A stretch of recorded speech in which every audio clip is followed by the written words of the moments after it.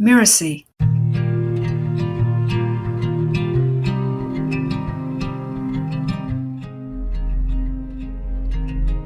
One day, an old wise woman came to the king and queen and proclaimed that a child could be theirs if the king would perform one task. Your Majesty, use your army to dispose of all the human waste that creates sickness in the land. Dig canals so that the waste may go to one place and the water for drinking and cooking to another.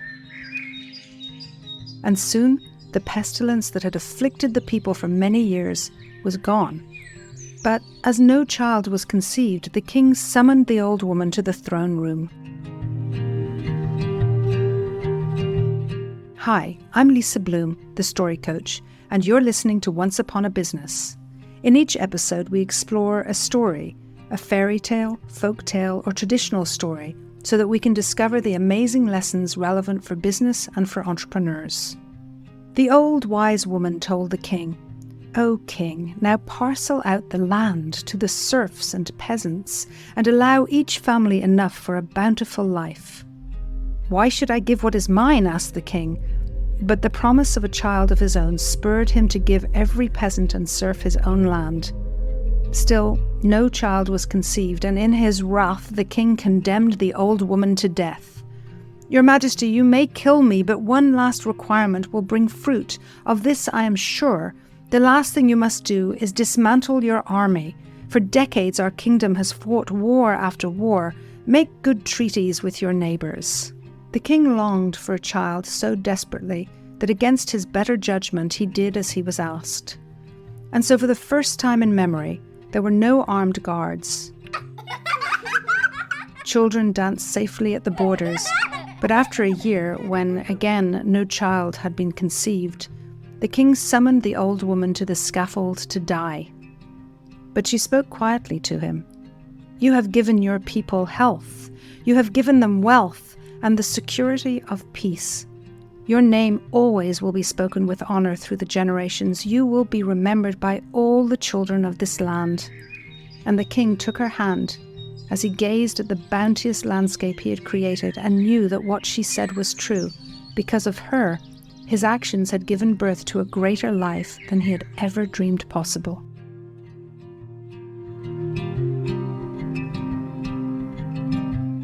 This was an old Jewish tale from the book Body Eloquence by Nancy Mellon and Ashley Ramsden.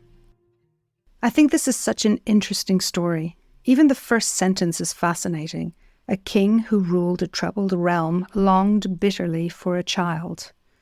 What happens when we are distracted like the king by longing that penetrates us? I wonder, could the realm be troubled because of the king's bitter longing? Maybe his eye was off the ball. He couldn't focus on keeping the kingdom healthy and prosperous. He was lost in the depth of his bitter longing. It speaks to the business lesson that sometimes we're so focused on our desires that we can become disconnected from what is currently present and maybe miss opportunities that are right in front of us. Desire is a distracting thing. Sometimes it drives us to neglect our surroundings and forget what we already have. And the word bitterly is interesting. Longing is often described as wistful or even painful, but not always bitter. Bitterness can lead us to anger and resentment, to be mean or neglectful, which clearly is what happens to this king. His realm, therefore, is troubled.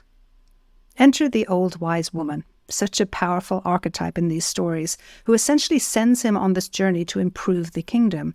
She does so by promising him a child. His longing is so strong that he will do anything, even though it goes against his nature.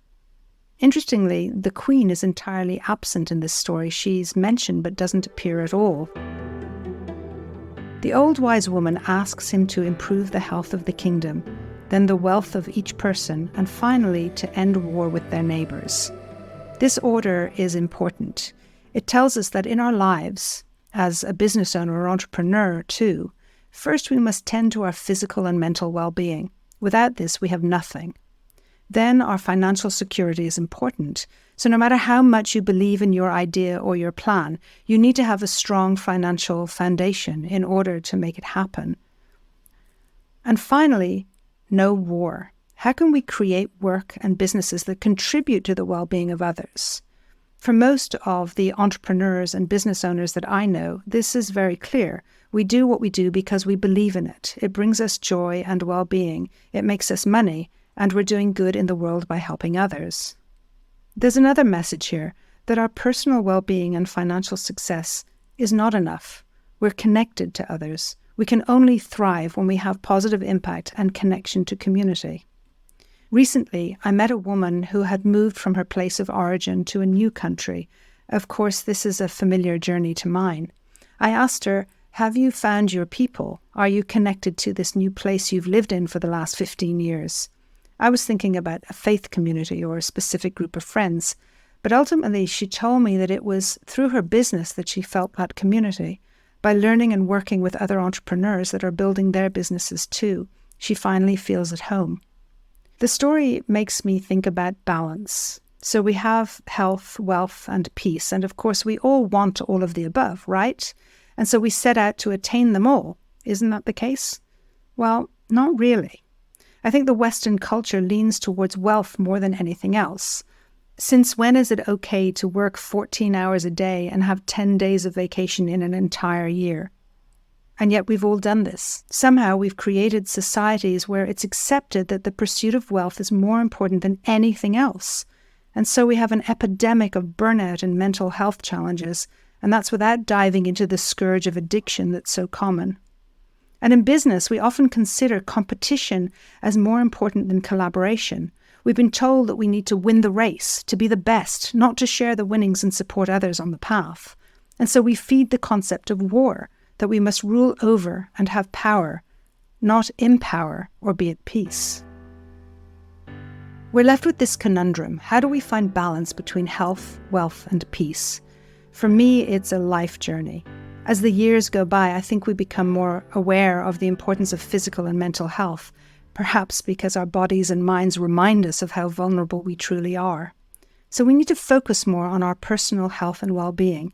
Thankfully, there are whole industries that do that for us and with us. There are so many resources available to stay healthy and fit, to remind us to focus on our well-being. As one of my early mentors told me, nobody sits in the rocking chair at the end of their life celebrating the business deal that they made. And yet at times, I found it hard to make the right choices about balancing my work and personal life.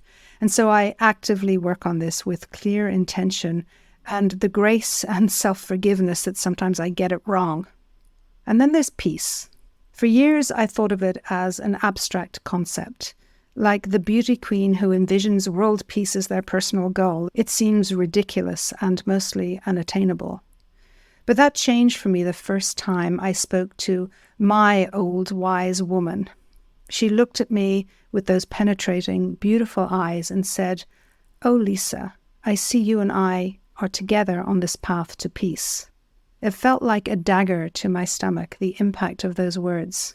I realized this truth about myself and my work, and this whole new world she was describing in that one sentence. Together on this path to peace. The power of community, the importance of connection, the path rather than the destination, and the nearness of peace, the attainability. It's in reach because it's not about world peace, it's about inner peace, and always striving and moving towards it. And most importantly, it reminded me that this is the path to peace, inner and outer. These stories are the path to peace. My work is the path to peace. And you, dear listener, are a big part of this. You are on the path too. And so I continue this journey to balance health, wealth, and peace, as I believe you do too. I'm Lisa Bloom, and you've been listening to Once Upon a Business. You can find out more about me at story-coach.com. That's story-coach.com. Once Upon a Business is part of the Mirasee FM podcast network, which also includes such shows as Making It and To Lead is Human. To catch the great episodes that are coming up on Once Upon a Business, please like and follow us on Mirasee FM's YouTube channel or your favorite podcast player. And if you enjoyed the show, please leave us a comment or a starred review. It's the best way to help us get these ideas to more people. Thank you. We'll see you next time.